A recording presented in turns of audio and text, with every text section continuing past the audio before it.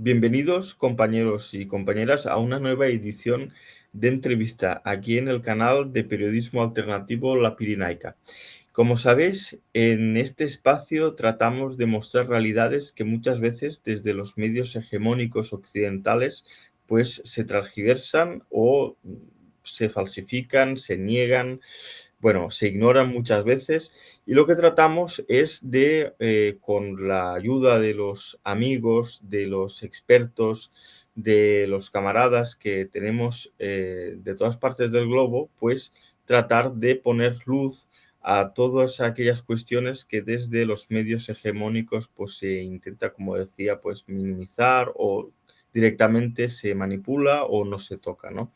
Y por ello, pues eso, hoy contamos con el compañero David Fuente Adrián, el cual es un militante comunista que es licenciado en Bellas Artes en la UPB, eh, especializado en historia y en filosofía del siglo, además de que está realizando un doctorando desde el año 2022 en teoría marxista en la Universidad, si lo digo bien, Xiaotang de Xi'an, en China. Muchas gracias por estar aquí con nosotros, David. Sé que además de eso, pues has estado colaborando con escribir libros y, bueno, múltiples artículos y demás interesantes materiales. Es para este espacio un placer tenerte aquí. Nada, gracias a ti, Albert, por la invitación y por estar en este espacio que recuerda a un medio que rompió el cerco informativo hace muchas décadas y ahora también hay que romper el cerco informativo de nuevo tipo, pero que también es muy impide llevar una comprensión cabal del mundo a los trabajadores en nuestro país, en el Estado español. Así es, así es. Es necesario al final, más que sea, si podemos aportar nuestro granito de arena, si por cada vez que realizamos este tipo de entrevistas, pues podemos ayudar en la conciencia. También porque a veces ocurre que muchas personas que piensan igual que nosotros se sienten solas y es necesario también mostrar que no, que por todo el mundo y por todas partes hay gente que es de las mismas opiniones, que tiene los mismos pareceres, que incluso hay países, como lo abordaremos en esta entrevista, como es China, que se ha, bueno, difamado bastante, se ha hablado de que, bueno, que no es socialista, de que es capitalismo, que tal y que cual.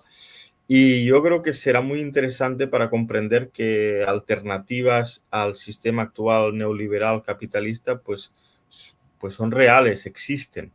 Bueno, David, yo te quería empezar la entrevista, siempre hago pues una pregunta así de plan más histórico o sobre todo pues para entender un poco más la persona que tenemos, ¿no? Entrevistando. Y yo te quería preguntar, porque tú estudiaste Bellas Artes, ¿no? Y la pregunta es la siguiente. ¿Las Bellas Artes es una forma de hacer política? Sí, bueno, yo estudié Bellas Artes, eso es, como dices, porque de adolescente y cuando empecé a estudiar Bellas Artes con 18, 19 años, 20, principalmente quería ser pintor, ¿no? Luego me fui hacia temas más de sociología del arte, historia del arte, y ahí es cuando también empecé a estudiar la concepción marxista del arte. Y la pregunta que me haces va un poco en este sentido. Las bellas artes son una forma de conciencia, ¿no? Un reflejo de las relaciones que los seres humanos establecen entre sí con la naturaleza. Esa sería como una definición más amplia. Un modo de reflejo particular, porque la filosofía es otro, y las bellas artes es un modo de reflejo estético específico. Claro que nosotros, los seres humanos, a través del arte, enriquecemos nuestra visión de la sociedad, de las relaciones humanas, nuestra visión de la naturaleza.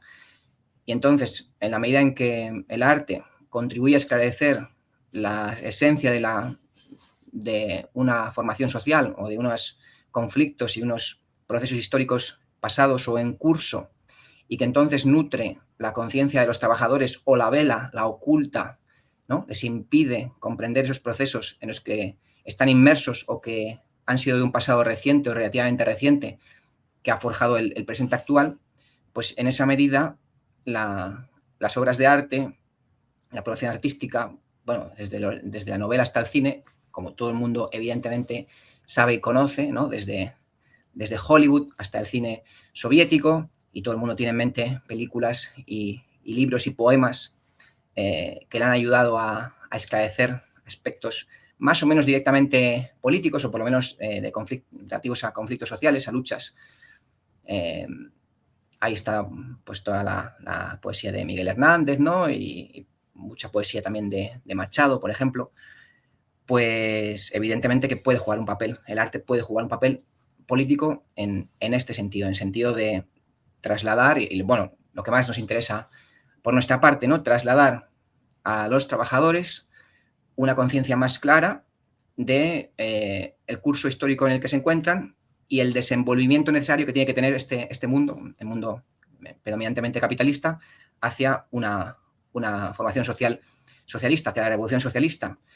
Y por aquí, pues las obras de arte pueden contribuir de muchísimas maneras, impulsando valores, impulsando también el conocimiento científico, y todo esto de una forma muy especial, que es diferente de un libro de filosofía, que es diferente de una charla política, que es diferente de un meeting, y que son las formas estéticas que son irreemplazables, que transmiten ideas de una manera diferenciada y que se insertan, se asimilan también de una manera distinta, y que en todos los procesos de gran transformación social siempre han jugado también un papel de apoyo, ¿no? Como decía Lenin, ruedecilla y tornillo de la revolución. Entonces, y esto lo hacen los artistas, sobre todo en momentos de gran agitación social, ¿no? Pues, por ejemplo, si se mira al siglo XX en España, la Segunda República y los años 60 y 70, pues, por ejemplo, los grabadores de estampa popular, ¿no?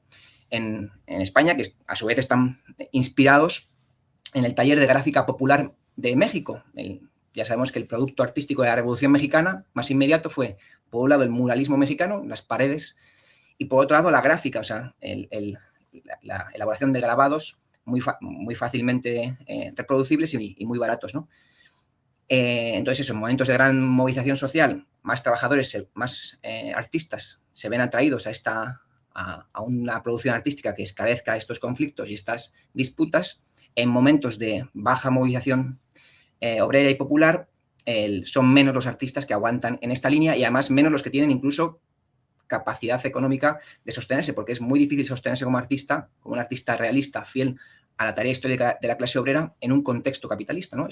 Toda la economía mercantil es esencialmente hostil a un artista que intente sobrevivir en esas condiciones. Por eso es tan importante construir partido, construir instituciones obreras que también enlacen con los artistas que se inclinan hacia estas tareas, y establecer con ellos también un sistema de salir hacia adelante y construir un bloque histórico obrero hacia el socialismo, que integre también a los artistas, ¿no? Eso te podría decir, así como de resumen. No, pues es bastante interesante cómo se conjugan, bueno, pues el arte y la política, y al final es una continuación, ¿no? Si, por ejemplo, vemos en los países que construían el socialismo en Europa, ¿no? Pues han dejado múltiples testigos de, bueno, pues de esos murales, ¿no? De lo que tú estabas hablando, de cómo transmitir, por ejemplo, algún tipo de consigna, ¿no? De la unidad popular, bueno, pues del futuro, sobre todo en los años 60, 70, con el tema del cosmos. Pues hay muchos murales que representan eso, ¿no? También representan, pues la alianza obrero-campesina.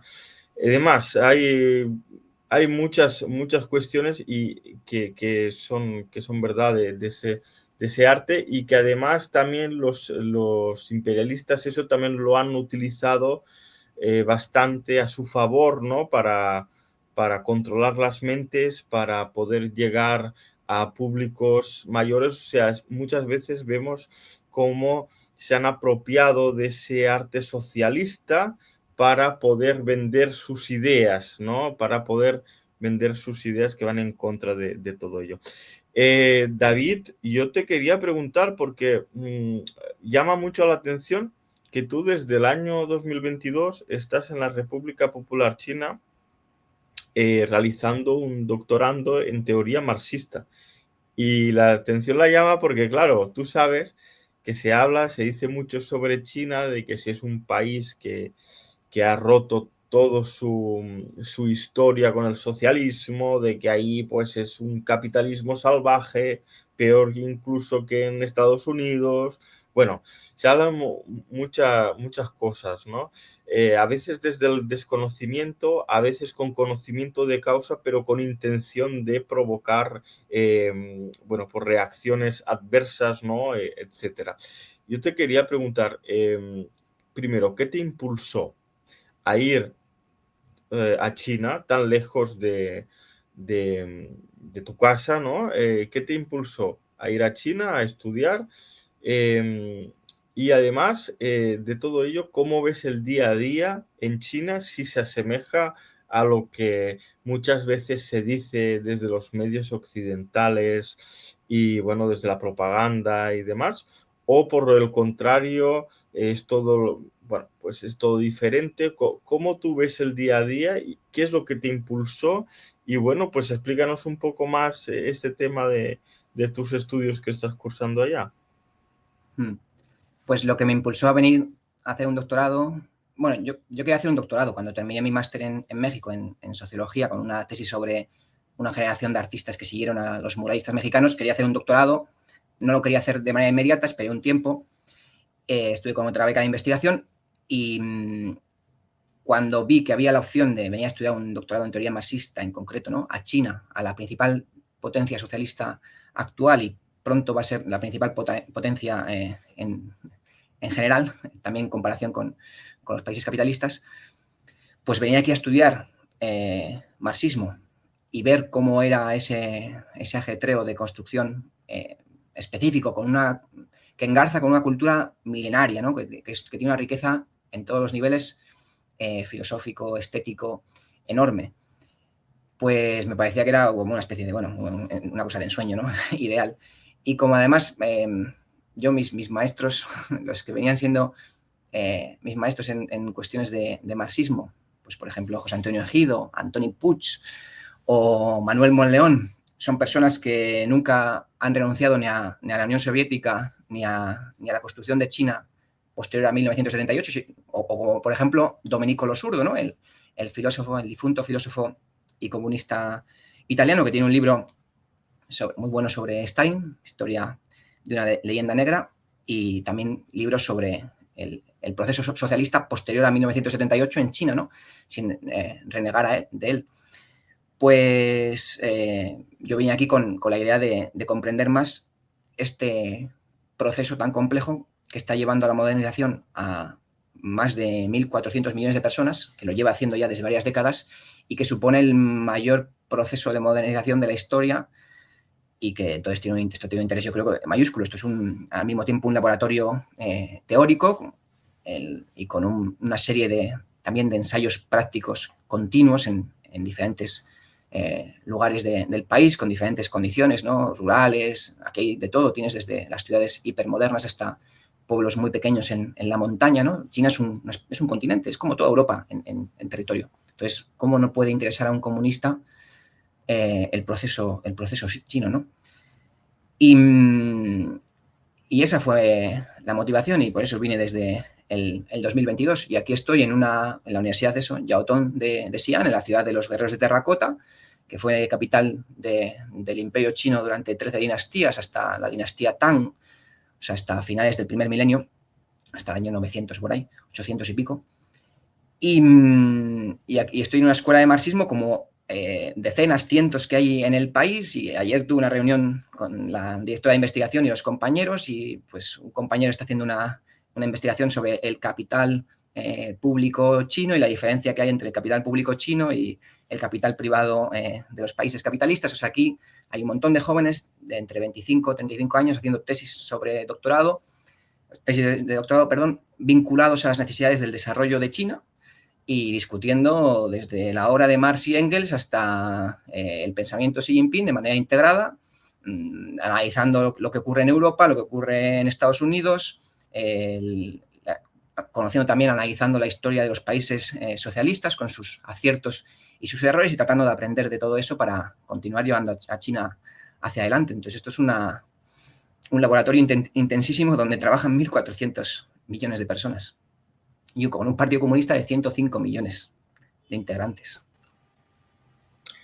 Pues sí, la verdad es muy interesante estudiar y conocer la experiencia de China, porque ahora vemos que, por ejemplo, Cuba también de alguna manera está haciendo reformas y está virando más para el modelo chino. Vemos que, por ejemplo, países como Vietnam, como Laos, llevan décadas mirando más a ese modelo chino. Incluso te podría decir que en Belarus eh, se lleva prácticamente el mismo modelo. Y claro, es muy curioso que desde la izquierda, yo creo que más la izquierda de sofá, gente que nunca, bueno, se ha quedado simplemente en la teoría abstracta, pero que no ha llegado a entender la realidad que vivimos hoy en día y cómo se relaciona con el pasado, con el presente y con el futuro. Y muchas veces se crea, sobre todo, pues desde esos sectores de izquierda, ¿no? Pues esa sensación o se critica a China de que, bueno, que ha abandonado el socialismo. Yo si mal no recuerdo, el mismo Marx decía de que era necesario estar dentro del mercado internacional, jugar dentro del mercado internacional y con ello pues poder de alguna manera destruir esas relaciones de producción antiguas que existían. Eh, y yo lo que a veces no acabo de entender pues es eso, ¿no? ¿Cómo puede ser de que incluso la propaganda más imperialista, más occidental, ¿no? Haya triunfado tanto entre la gente que tiene prácticamente los mismos postulados que podemos tener tú y yo. Y me gustaría saber también tu opinión sobre esto. ¿Cómo ves, cómo es posible de que China esté tan manchada en este sentido? Pues es complicado. Sí, China empezó en 1978 un modelo de reformas para construir lo que han acabado denominando el sistema el socialismo con características chinas, que está basado en la economía de mercado socialista, ¿no? Esta es la peculiaridad y que difiere en la forma de construir este socialismo. Esa base económica difiere de la economía planificada soviética que conocíamos, que se desarrolló fundamentalmente después de la NEP con los planes quinquenales de Stalin. En China sigue habiendo planes quinquenales, pero ya no hay una economía administrativamente planificada en la que los insumos que utiliza cada fábrica y el destino del producto de cada fábrica está planificado, sino que las unidades de producción se relacionan entre sí a través del mercado y es el Estado el que regula el mercado. Entonces es un sistema de planificación indirecto que está basado en múltiples, es muy complejo, está basado en múltiples patas. Las grandes empresas, las principales y mayores empresas del país son estatales, los bancos son estatales, eso tracciona al resto de la economía. Las empresas privadas también son guiadas por los planes quinquenales. También hay empresas de capital mixto. Entonces, es un sistema mucho más complejo y a la vez indirecto de planificación de la economía, utilizando el mercado para impulsar la iniciativa individual, pero una iniciativa individual que no puede llevar a la construcción de monopolios privados, a la construcción de negocios como, por ejemplo, la explotación sexual o la pornografía. O sea, hay una serie de... el país encamina esta iniciativa individual mediante una serie de mecanismos de crédito, también, por supuesto, mediante la legislación, ¿no? Prohibiendo y permitiendo ciertas ramas de negocio. De modo que lo que se busca es que cada lustro la situación de la población china mejore, ¿no? Y eso se viene verificando en todos los parámetros desde hace décadas. Los chinos están en condiciones de trabajo, de vida, cada vez mejores. Ya se han llegado al nivel la esperanza de vida ya ha llegado a la de Estados Unidos y seguramente que dentro de una década llegará a la esperanza de vida europea, ¿no? Y eso que es un país que viene de una experiencia semicolonial y una guerra interna terrible y también agresiones externas que supuso que cuando el Partido Comunista llegó al poder en 1949 fuese uno de los países más pobres del mundo. Que ya se sabe que, bueno, había organizaciones incluso en la etapa franquista de recolecta de dinero para enviar a China, a los pobres de China, ¿no? Bueno, pues este es el vuelco que ha dado en 70 años este país conducido por el Partido Comunista de China, ¿no? De ser un pueblo destrozado y empobrecido a ser un ejemplo de desarrollo para todos los países del tercer mundo. O sea, todos los países del tercer mundo miran a China como una referencia clara, además de como un aliado para buscar relaciones de mutuo desarrollo, y pronto va a ser una referencia también para los países de Europa, porque ya el PIB per cápita chino todavía es la mitad que el español, ya empieza a rozar a los países más pobres de Europa. Pues veremos en una década o en dos cómo China se convierte en una referencia en todos los niveles, ya no solamente en vehículo eléctrico, no solamente en reforestación, no solamente en el uso de los paneles solares, sino integralmente. ¿Y por qué esto no se ve desde Occidente? Desde Occidente no se nos da acceso a una información sobre China mínimamente, podemos calificarla de normal, o no hay una exposición racional de qué ha pasado aquí para que la esperanza de vida haya aumentado de manera sostenida, la contaminación decaiga, ¿no? No hay un acercamiento mínimamente objetivo, ni siquiera pidiendo que haya una defensa del socialismo, ¿no? Ni de la dirección del Partido Comunista, pero por lo menos dando una serie de datos que muestren por qué China se ha convertido también en una potencia a nivel tecnológico, a nivel de investigación. Entonces eso por un lado impide que la población se pueda acercar al país con relativa normalidad, ¿no? Y por eso también la gente cuando piensa en viajar, pues dice, bueno, pues piensa viajar a Japón. Eso está muy establecido en su consciente porque Japón es un aliado occidental, pero la idea de acercarse a China como un lugar que conocer, siendo China geográficamente mucho más grande y con una historia también riquísima en todos los niveles, gastronómicamente no tiene ni siquiera una sola cocina. China es en cada provincia en la que estás se come diferente, ¿no? Pero no existe esa curiosidad tan grande la población como la de ir a conocer Japón, y esto tiene que ver con la propaganda, con el sesgo mediático occidental.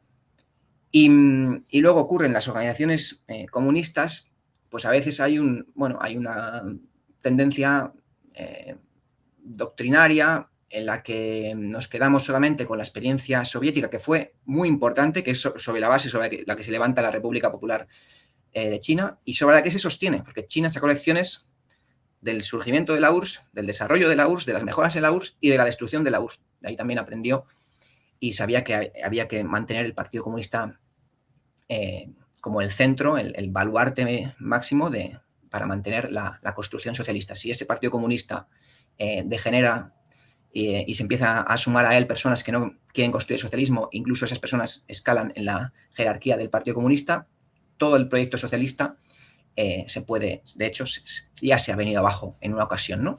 En el caso de la Unión Soviética y varios países, la mayoría de países de Europa del Este.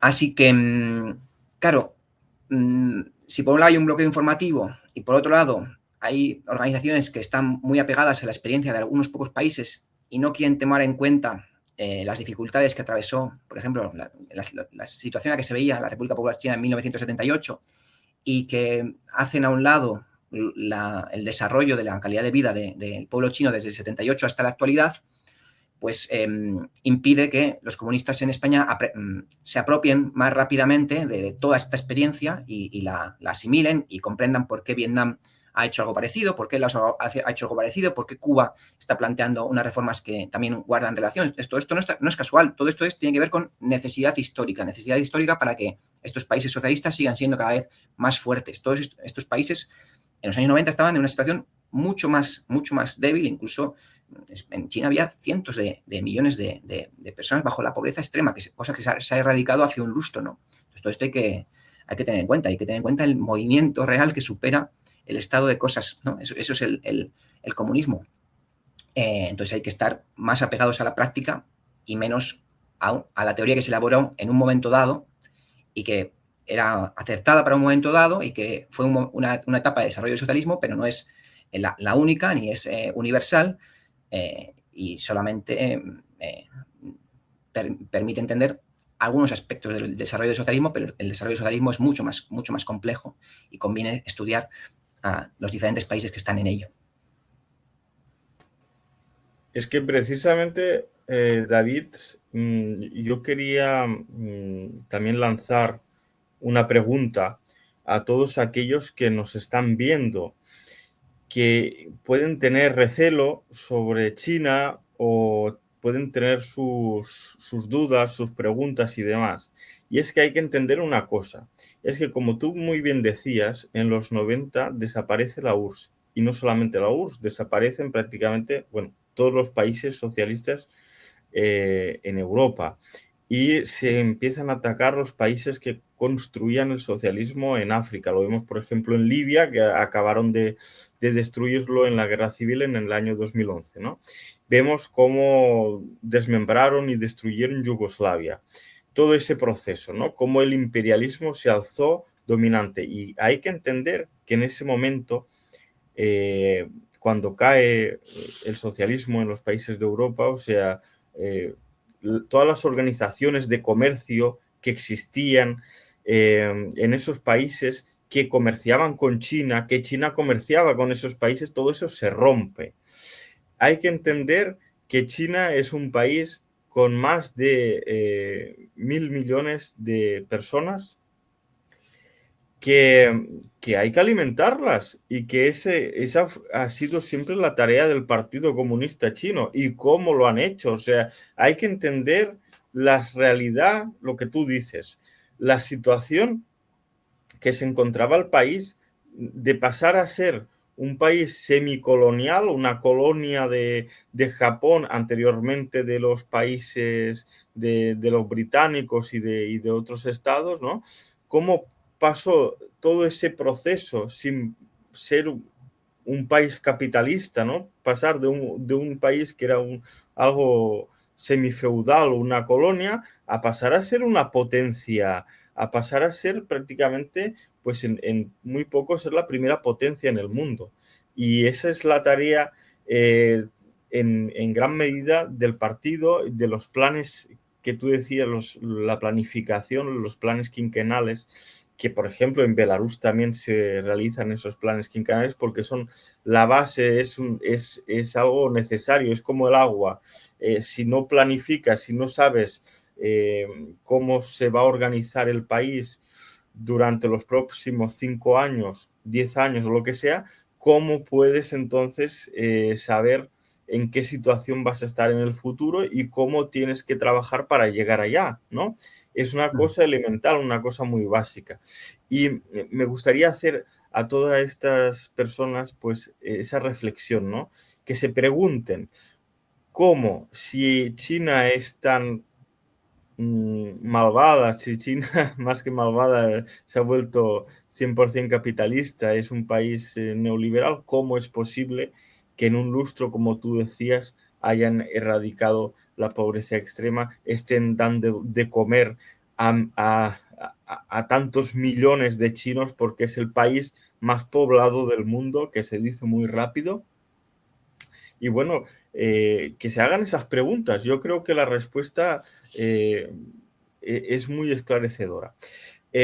Y bueno, también para tocar sobre este tema te quería preguntar, porque tú sabes que la RPDC, ¿no? La República Popular Democrática de Corea, que hace frontera con China, pues ellos tienen un socialismo más, puedes decirse, más a lo soviético.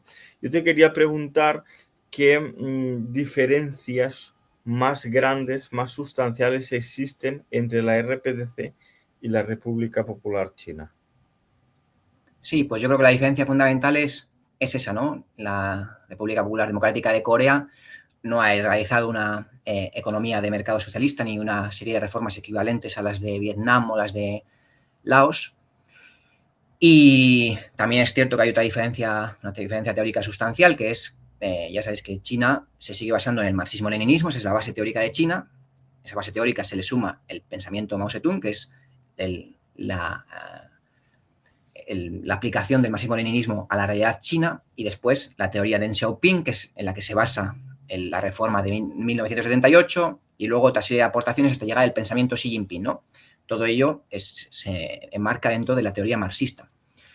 La República Popular Democrática de Corea, en cambio, está con la idea Juche, que por supuesto tiene como objetivo construir el socialismo y tiene mucha relación con el marxismo, pero ya es una teorización particular que ellos han considerado necesario hacer de acuerdo a sus condiciones internas. Y pues, por supuesto, el papel del mercado, y ya no digamos de la economía privada, es infinitamente menor en la República Popular Democrática de Corea, que no obstante hace poco se ha colado una noticia en los medios imperialistas sobre los éxitos económicos que está teniendo, y ya se sabe que ha ido hace poco Xi Jinping por allí a visitar, y que las relaciones de Corea con China son espléndidas, ¿no? Y la colaboración en todos los niveles. Así que hay que recordar que son dos países que construyen el socialismo de manera distinta, porque ningún país puede copiar exactamente a otro, tanto por las condiciones internas, sociales, por la historia, la cultura, por supuesto, los recursos naturales que tiene un país u otro, pero también por cómo se comporta el imperialismo contra unos países y contra otros, ¿no? O sea, a la República Popular Democrática de Corea la ha intentado estrangular, igual que a Cuba, ¿no? Económicamente. Vietnam o China, en el momento actual y las últimas décadas, no ha padecido eso, aunque últimamente se está aumentando una guerra económica contra China. Entonces, ningún país construye el socialismo sobre un folio en blanco, lo construye sobre las condiciones históricas en las que ha hecho una revolución. O sea, por ejemplo, la República Popular China, aparte del Partido Comunista de China, hay otros 7 partidos democráticos, todos ellos en cooperación multipartidista bajo la dirección del Partido Comunista de China, y eso es fruto del Frente Unido, que logró la victoria en 1949, un Frente Unido encabezado por el Partido Comunista de China, ¿no? Entonces, incluso las instituciones políticas de los países socialistas tienen que ver con cómo ese país ha conseguido su paso al socialismo, y por cómo también cuál es la situación internacional, y también por el nivel de desarrollo de la economía. Hay un texto muy bueno de Stalin sobre los problemas económicos del socialismo en la URSS, un texto muy denostado por los economistas, por intelectuales occidentales, también marxistas. Yo creo que es un texto muy bueno. Y hay un momento en el que dice que Inglaterra, que es un país con una economía tan internacionalizada, el día que llegase al socialismo, habría que ver cuánto duraría la producción mercantil, teniendo en cuenta que era un país cuya producción estaba tan relacionada con el mercado mundial, ¿no? Y claro, Stalin no tenía necesidad de responder a esa pregunta desde Rusia en 1950 o 51, que es cuando escribe ese texto. Estaba respondiendo a las cuestiones de la Unión Soviética, un país al cual se le había intentado asfixiar económicamente y amputar toda relación con la economía mundial, ¿no? Bueno, pues China hoy está en otro contexto. Es un contexto de una economía enorme y enormemente conectada al mercado mundial. Y en cambio Corea del Norte no puede, no tiene esta entrada al mercado mundial porque lo está saboteando Estados Unidos. Entonces yo lo que te iría, aparte de las diferencias, es a subrayar el aspecto en común. Son dos países hermanos que construyen el socialismo, cada uno bajo sus propias condiciones. Pues sí, la verdad es que al final no existen fórmulas mágicas donde se pueda copiar el socialismo, ¿no? En cada país sea igual, y es necesario adaptarlos a las realidades concretas. Ya un poco para terminar, te quería hacer la siguiente pregunta, que es que vemos constantemente como desde Estados Unidos, desde la Casa Blanca, siempre hay una agresividad, ¿no? Contra China, porque yo creo que ya desde hace bastante tiempo, y creo que desde la OTAN también lo han dicho, de que su objetivo, su mayor preocupación ahora está siendo China. Entonces, puede ser estén despertando y se están dando cuenta de que esos días del imperio, ¿no? Todopoderoso de Estados Unidos están llegando a su fin y tienen miedo de que China, bueno, del hacer de China, ¿no? De que China cuando va, por ejemplo, a países de África no va a explotarlos, sino que va a buscar un negocio de igual a igual, a buscar una cooperación de igual a igual. ¿Cómo ves la situación en Estados Unidos, en el mundo occidental?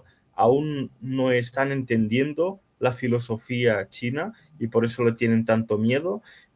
¿Por qué buscan una y otra vez ese conflicto, ya sea por el tema de los aranceles, ya sea por el tema de Taiwán, ya sea por cualquier cosa, pero siempre buscan ese conflicto?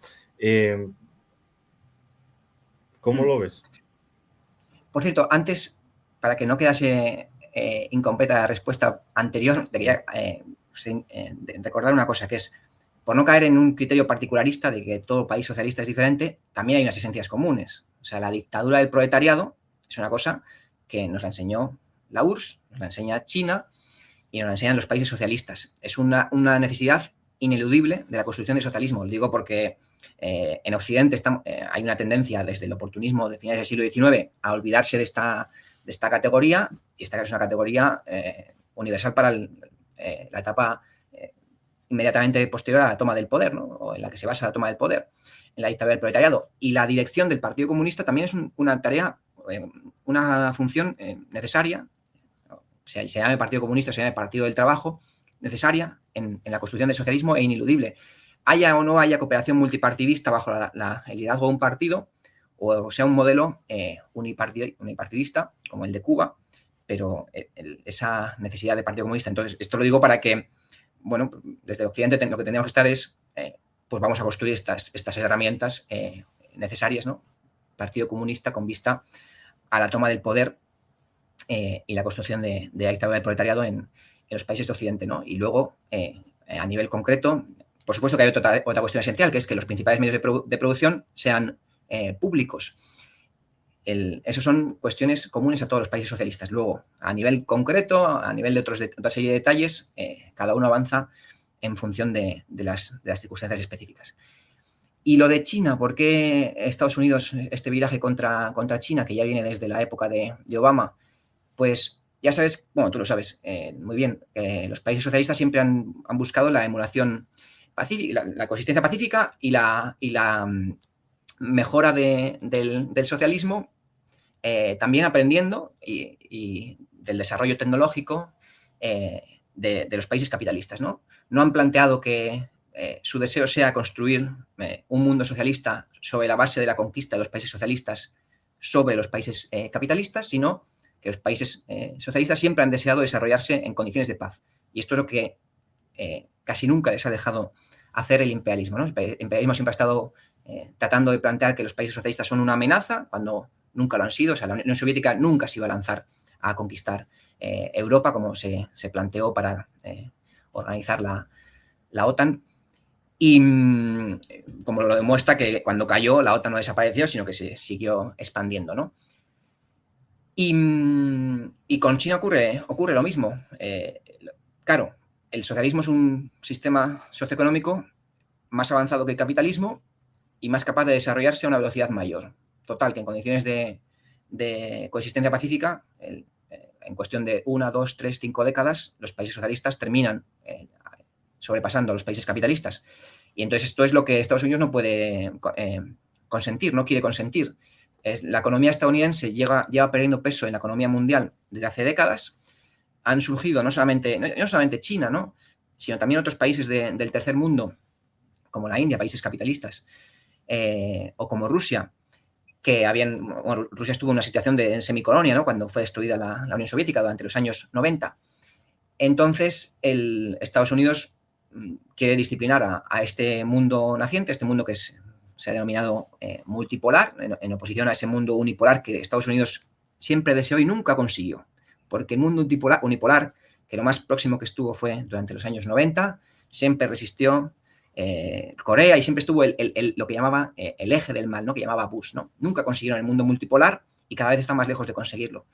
Y entonces ven que China es una potencia tecnológica, una potencia también económica, financiera, que puede favorecer la financiación de proyectos en otros países, una potencia diplomática también, es un país que está continuamente promoviendo la paz y el desarrollo por el mundo, y eso los países lo constatan. Y es esa gran economía de 1.400 millones de personas que promueve el desarrollo y la paz en el mundo y que además es un faro de referencia también desde un punto de vista socialista, eso es lo que Estados Unidos busca debilitar como pueda. Como compitiendo simplemente económicamente no puede y cada vez ve que está en condiciones peores porque Estados Unidos tiene que alimentar un enorme aparato militar que ocupa extendido por todo el planeta, pues buscan la forma de tratar de estrangular como sea posible a China. Ahora, cada vez que lo están intentando, China se ve obligada a desarrollar pues, sus propios medios tecnológicos avanzados y esto lo único que hace es intentar retrasar el rebasamiento general de China sobre Estados Unidos, pero desde mi punto de vista es inevitable. Ahora, lo que tenemos que por nuestra parte es luchar porque esto nunca se llegue a condiciones de guerra, ¿no? Y fortalecer la conciencia y la organización obrera en nuestros países para frenar la mano agresiva del imperialismo. Así es, porque al final una tercera guerra mundial no sería... no habría vencidos ni vencedores, sino que simplemente se acabaría todo, ¿no? Porque sería una guerra termonuclear. David, ha sido un placer tenerte aquí en este especial de entrevista. Esperamos que hayas estado cómodo con nosotros y esperamos tenerte en un futuro próximo aquí en la Pirinaica hablándonos de China, que creo que es un país que es necesario conocer mucho más y tener en cuenta. Un saludo muy fuerte. Un saludo, un placer para mí y que la gente venga por aquí, si puede ahorrar y venirse de viaje, que venga a conocerlo en persona, que le va a interesar mucho en todos los sentidos. Muchas gracias a ti, Albert, y un abrazo. Igualmente, un saludo.